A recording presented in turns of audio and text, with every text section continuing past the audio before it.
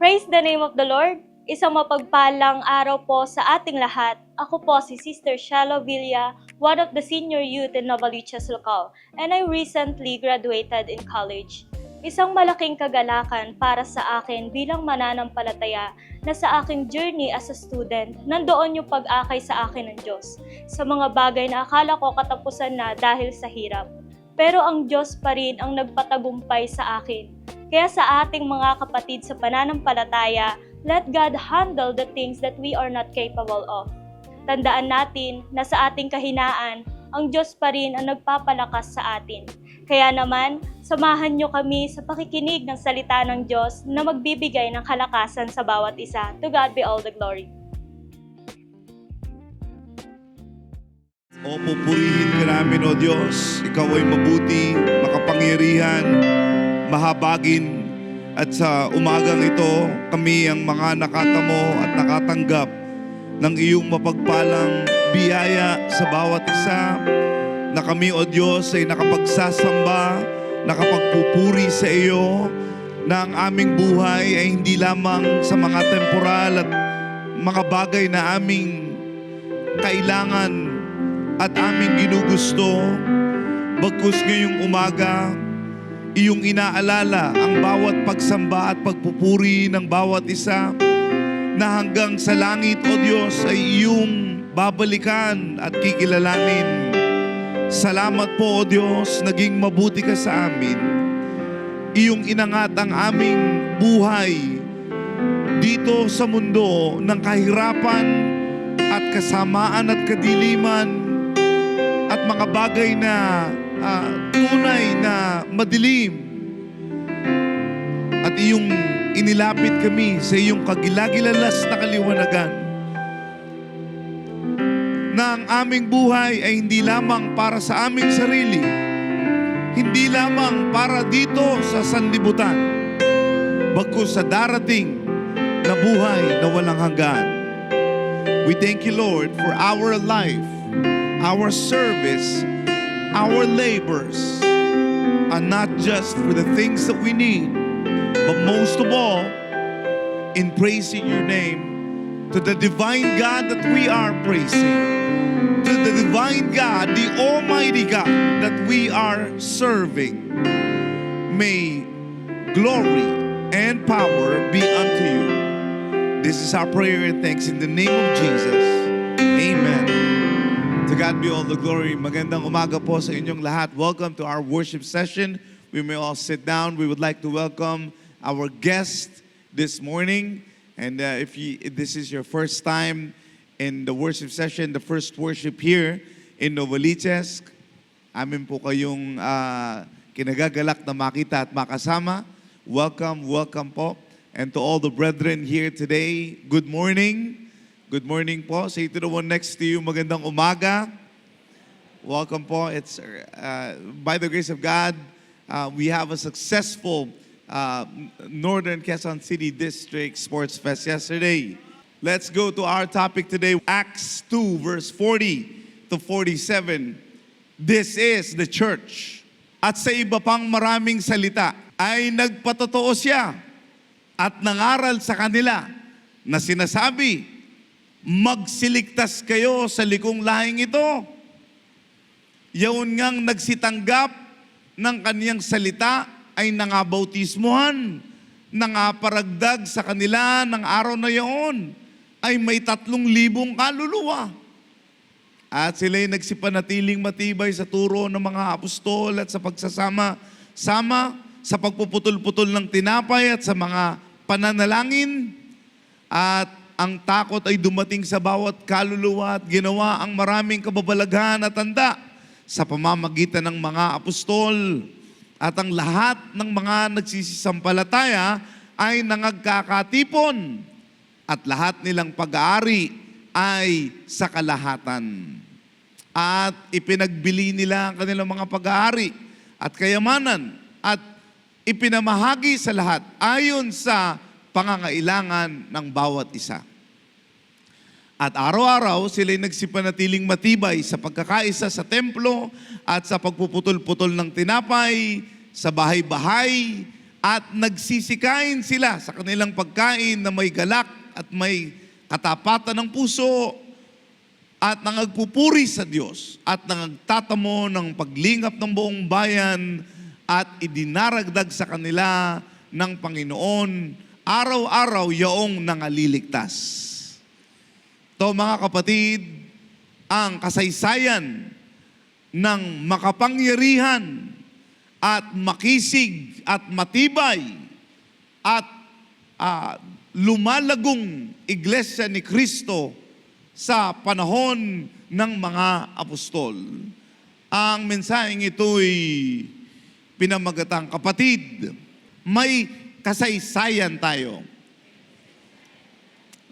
Let's do it in English. Kapatid, we have a history. The history of the church cannot be denied. It became a template. It became a description. It became an inscription. It became a brand. This is a template. If you want to look at how a church should be, kung gusto nyo makakita ng makapangyarihan, makisig, lumalago, no, matibay na iglesia, ay walang iba kung hindi ang unang iglesia na itinayo ni Kristo at ng mga apostol. Tayo nagpapasalamat, ang ating kinabibilangang iglesia ni Kristo ay sa kawakasan ng mga huling araw, na gayon din naman dapat magpakita ng kaparehong patotoo. Dito, ang unang sinabi diyan, na nariyan ang pagpapatotoo. Acts 2:40 shows na maraming mga salita, maraming salita ay nagpapatotoo. Mga mahalagang bagay, mga kapatid. Ang unang iglesia ay nagpapatotoo na the vital and essential growth of the church demands a testimony. Kapatid, may patotoo ka. Sino sa inyo may patotoo? Purihin ang Panginoon. Lalong-lalo na sa ating panahon ngayon. Napakaganda ng patotoo ng PMCC Fourth Watch. Lalong-lalo na sa larangan ng Ebanghelyo. Mga kapatid, hindi biro ang pangangaral ng salita ng Diyos. Tayo ngayon, walang tigil ang pangangaral sa Pilipinas at sa iba't ibang bansa. At dito sa Novaliches, napakagandang patotoo. Yung mga kapatid sa palengke, ayon, nagtatayo ng malaking gusali. Napakaganda that the humble beginnings of our evangelism began in the humblest, poorest, most pathetic state of evangelism. It's the lowest. It's in evangelical infancy. No? Talagang murang-mura. Hamak na hamak. Pero ngayon, mga kapatid, the Word of God can be experienced, could be participated in, can be seen, can be part of the church. Bakit? Tayo laging kabilang sa malaking gawain ng Home Free Global Crusade. Ang ating apostol ngayon ay umalis. Nagpunta na sa ibang bansa. Dahil ngayong August 7, I think, 8, is Home Free Crusade, New York. Everyone is welcome to go. Ayaw nyo mag-New York? Biyaya ng Panginoon sa iba't ibang bansa. We didn't stop in one big event in in the Grandstand Luneta. We didn't stop in one event. Every month, there are multiple events. O wag na tayo lumayo. Mamaya, may ESS4. Ano ang patotoo, kapatid? Is that just a personal testimony? Oh, I have Jesus in my heart. I have God in my heart. No! A testimony demands that you testify. The testimony is personal and churchy. I want you to know, ikaw, kapatid, ay patotoo ng marami sa atin. Pag makita ka nila, makikita nila ang iba. Makita ka nila, makikita nila ang pastor.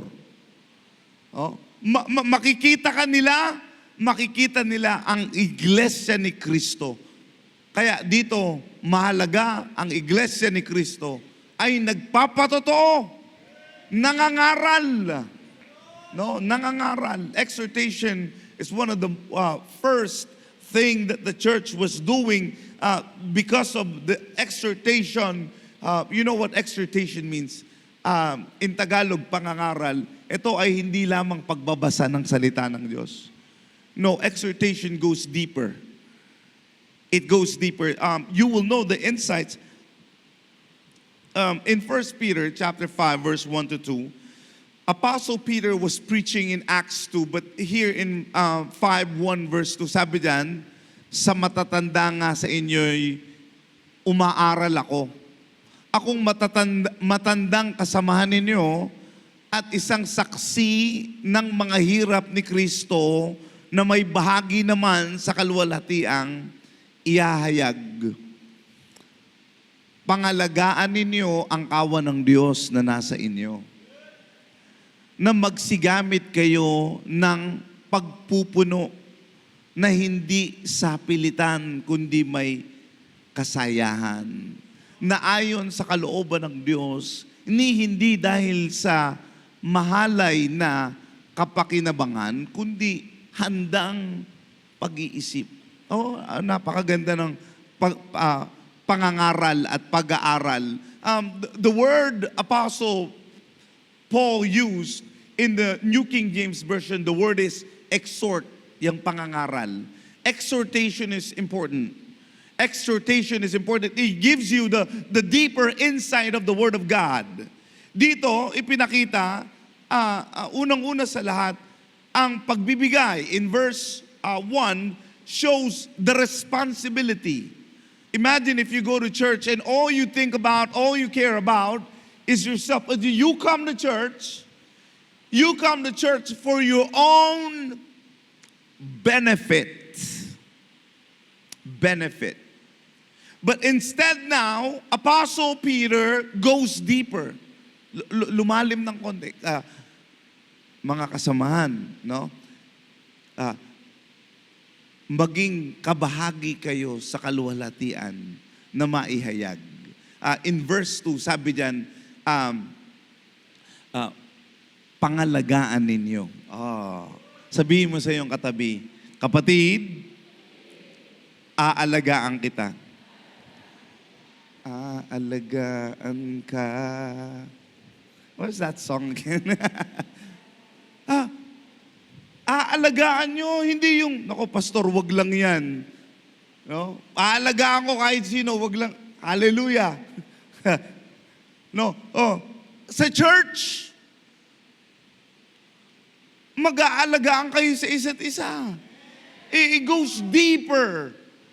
Hindi yung dadalo ka, magpapakita ka, magko-communion ka, okay yan, maganda yan. Pero mahalaga, nandun ka para alagaan ang isa't isa. You're in the wrong church. Stop going to church. I'm telling you, you're in the wrong church. I'm not here to simply preach to you the Word of God. No, nandito ako para alagaan kayo. Aalagaan kayo. May mga nanay dito. Amen. Nag-aalaga kayo. Ang pag-aalaga, pagtutuwid. How would you know if you failed as a parent? Do you want to know if you failed as a parent? Ito, number 1. Pag sinisigawan ka ng anak mo, biruin mo yan. Every time I see my wife, you know, it's almost due. Malapit na manganak. Purihin ang Panginoon. Ilang buwan mo dinala? Georgina, Anaya is there. Ilang buwan mong hinele pag nagugutom. No?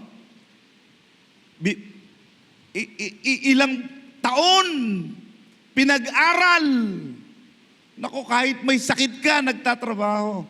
Kaya, hands up, I want to thank all the parent, the mother and the father of the church. No? Nagsikap. Naku, ipinaglabang ka. Ayaw kang madapuan ng lamok. No? Pagkatapos, paglaki, sasagutin ka. Mga kapatid, you failed as a parent. Sa lahat ng ginawa mo, hindi mo na ituwid ang bata. Spare the rod, spoil the child. Nako, lalo na ngayon bawal mamalo. Sabi ko, ikulong nyo na ako. Meron akong yantok. Nako, mahalaga na itutuwid ka sa paglilingkod sa Panginoon. Ipinapakita ang tama. Dito sino pinapagalitan? Mga matatanda? Hindi matatanda yan. Tandaan nyo dito sa Novaliches, kalabaw lang. Sister Julie here. Ang tumatanda. Walang tumatanda dito. Pero sa pananampalataya, may pinagtatandaan. There is an exhortation, may deeper truth that if you keep on coming to church, listen, pagpunta ka ng punta sa church, ito mamamalayan mo, lumalalim ang iyong pagkakilala sa Panginoon. Lumalalim ang ministeryo mo. Lumalalim ang iyong pakikisama sa mga kapatid. Hindi ka anonymous. Mga kapatid, you're in a wrong church. If you think you could come here in the church and you're John Cena, you can't see me. You're anonymous. No. Hindi ako kilala ni pastor. Wrong church. Dito sa church, kilala ka. Dito sa church, nauunawaan ka. Kailangan alagaan ka rito. Sino rito ang gustong maalagaan? Haalagaan ka sa panalangin. Nako, alam mo, may kapatid na lumapit. Nako, nawala for how many months? Nako, hindi ko na nakita to. No? Pero sabi niya, pastor, nanumbalik. Sabi niya, pastor, hindi ko na alam. Pero salamat, may nananalangin pa rin sa akin. No, lumayo ka, nawala ka. No? Nanghina ka. Tao lang naman tayo, nanghihina. Pero salamat sa Panginoon, may nananalangin sa iyo. Naku, patawar. Hinihimas-himas pa yung pangalan mo. Bakit? Ang nais ng bawat isa, lumago, tumibay sa pananampalataya. Kaya dito, there is a beautiful exhortation. There was baptism. Baptism, by the grace of God, baptism is always present in the church. That we are not just preaching the word of God and asking people to repent. Kapatid, magsisi ka. Hindi, magpabautismo. What does the Bible say about baptism? Acts 22 verse 16. When Apostle Peter goes deeper, says, at ngayon, bakit ka tumitigil? Magtindig ka at ikaw ay magbautismo at hugasan mo ang iyong mga kasalanan at tumatawag sa kaniyang pangalan. Na tumatawag sa kaniyang pangalan. Ang bautismo, mga kapatid, ay simbolo ng paghuhugas ng Diyos. Hindi yan ligo. Ito ay paghuhugas ng kasalanan. It's a symbol. Do you know what a symbol means? It's a symbol. It identifies. It's a green light. It's a symbol. It's an insignia na dito sa lupa, hinugasan ng iyong mga kasalanan. Na kung dumating man ang pagkakataong humarap tayo sa ating Diyos, ang iyong mga kasalanan ay nilinis na. Mahalaga. Kaya dito, nagbautismo ang bawat isa. Ano pa? Nagpatuloy sa doktrina at pakikisama ng mga apostol. Purihin ng Panginoon ang ating Iglesia ni Cristo sa kawakasan ng muling araw ay mayroong pagtuturo ng mga apostol. May kumpletong kaloob. Pastor, why can't we just read? Why can't we just read the Word of God? Apparently, the Word of God is enough. Sola Scriptura. That the Word of God is enough. But why does the church need the complete gifts of the Holy Spirit? Because in the church, in the 1 Corinthians 12:28, Ephesians chapter 4:11, is because Ephesians 4:13 needs to happen. Ano ang dapat mangyari dyan? Bakit nananatili? Kasi hanggang sa abutin nating lahat ang pagkakaisa ng pananampalataya. At ang pagkakilala sa anak ng Diyos. Hanggang sa lubos na paglaki ng tao. Hanggang sa sukat ng pangangatawan ng kapuspusan ni Kristo. Bakit kailangan ng kumpletong kaloob? Why do you need pastors?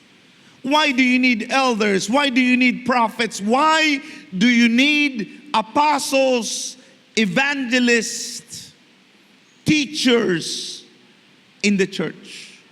Kasi may aabutin. Kailangan mong may maabot.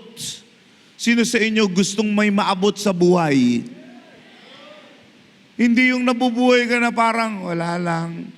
No? The caricature of one tamad was waiting on the fruit, the guava, to fall. Hindi po. Aabutin mo yan. Sa buhay mahirap, lalong-lalo na pag Pilipino ka. Dahil Pilipino lang ang may mentality. Tayo lang ang may mentality talangka. Na pag nakita mong umaangat, hihilahin. Naku po. Kaya ang mga Pilipino, malakas umakyat. Puro akyat bahay gang. Bakit? Pag Pilipino ka, asahan mo, pag ikaw ay umaangat, may hihila sa'yo. No? Pero ang gwapo-gwapo natin, naging unggoy pa. No? Di ako, sino sa inyo papayag unggoy? Kahit mukhang unggoy, hindi ako papayag. The mentality, kaya mga Pilipino matibay. May nag-post kanina, kahapon, nabasa ko, nakalagay doon, bakal ako. Like, what does that mean? Kailangan matibay ka. Ikaw ba'y Kristiyano kung walang humihila sa'yo? If there is one thing that Filipinos understood, that if someone is pulling you down, you kick him in the face. No, when someone is pulling you down, when the going gets tough, the tough gets going. Pag lalong umihirap na, bumibigat na, hirap na, gusto ko ngang makaakyat eh. May aabutin ka nga. Di ba? Pero just in case people pull you down, I want you to know, I'm all the way up. We're going up.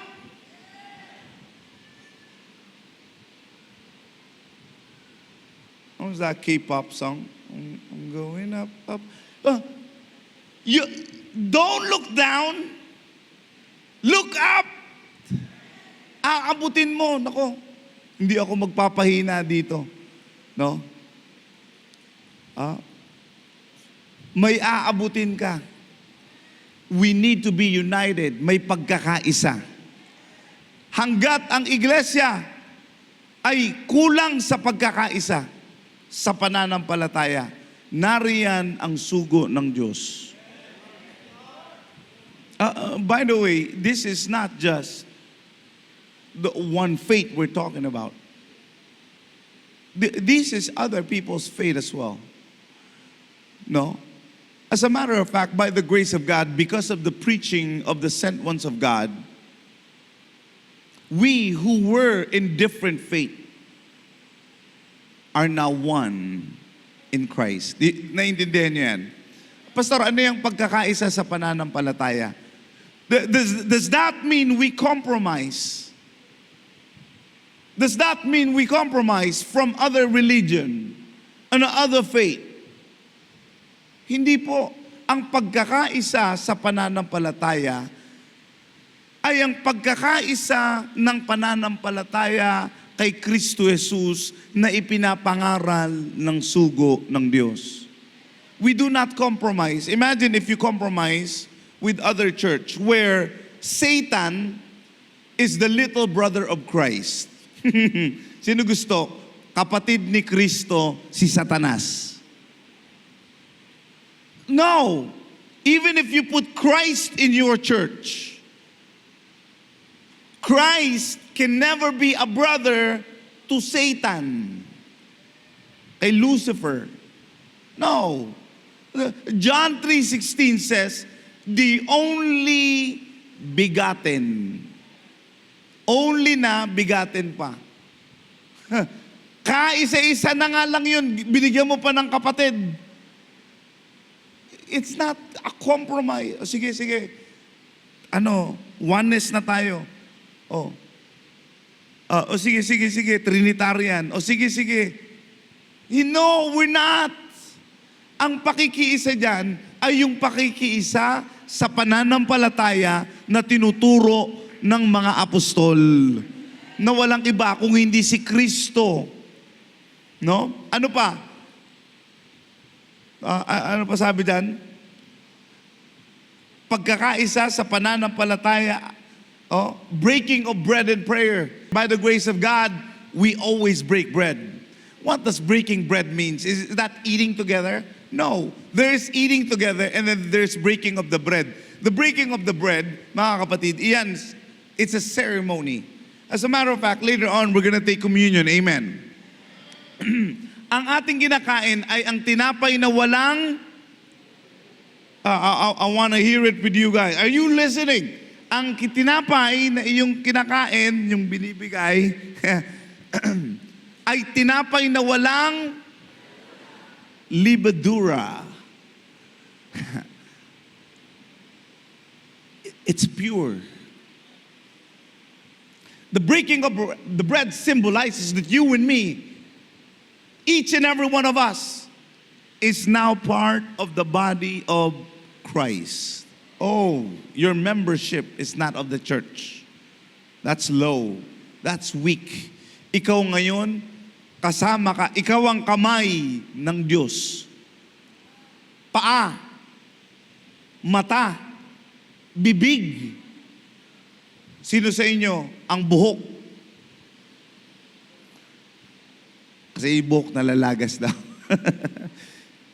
Sino sa inyo mga kapatid Ang bibig ng Diyos. Kamay ng Diyos. Nako, tagagawa, sipag. Paa ng Diyos. Iyan, kasama ka. Kaya, ang breaking of the bread symbolizes na kapatid, hindi ka dalo ng dalo. Hindi yan, punta ka ng punta sa church. Kasama ka sa katawan ni Kristo. Nako, kung mayroong nagpapalakas, if there is something that supplies the need of the body, sabihin mo sa iyong katabi, kapatid, it's you. You complete the church. No? You're the one. Breaking of bread. Ano pa? Prayer. Mag-devotion kayo. Oh, ano pa? Signs and wonders. Sa biyaya ng Panginoon, sa ating kapatid na Apostol Arsenio Periol, nakita ang hiwaga, ang pagpapagaling, ang mga bagay na himala na nangyari sa iglesia. And the biggest testimony in the church ay yung mga walang-wala, yung mga mahihirap. Sabi ng isang bishop na nagpunta sa church, Pastor, anong class ba ang church nyo? C-class ba kayo? C-class, ibig sabihin yung mga talagang pangpalengke lang, pang mahirap. Bakit naglalakihan ng church nyo? Akala ko ba pang mahirap lang kayo? Bakit ang lalaki ng church nyo sa ibang bansa? Akala ko ba dyan lang kayo nagsimula sa palengke? Dahil ang totoo, yung mga mahihirap, yung mahihina, yung wala naman talaga, wala naman. Sino ba sa inyo talaga mayaman? Wala naman mayaman sa atin. Brother Tony lang. Wala naman talaga tayo. No? Pero nagtatayo ng malalaking gusali. No? Hindi yan galing sa budget ng flood control. Hindi, mga kapatid. Mahihirap lang tayo. Pero pili tayong nagtatayo ng bahay-sambahan. No? Signs and wonders. Signs and wonders. Ilan sa inyo ang pinagaling nung kayo pinag-pray? Nako, nagpakita pa kayo ng house of worship dito sa Novaliches. Purihin ang Panginoon. Nako, parang alam ko na kung saan uupo si kapatid.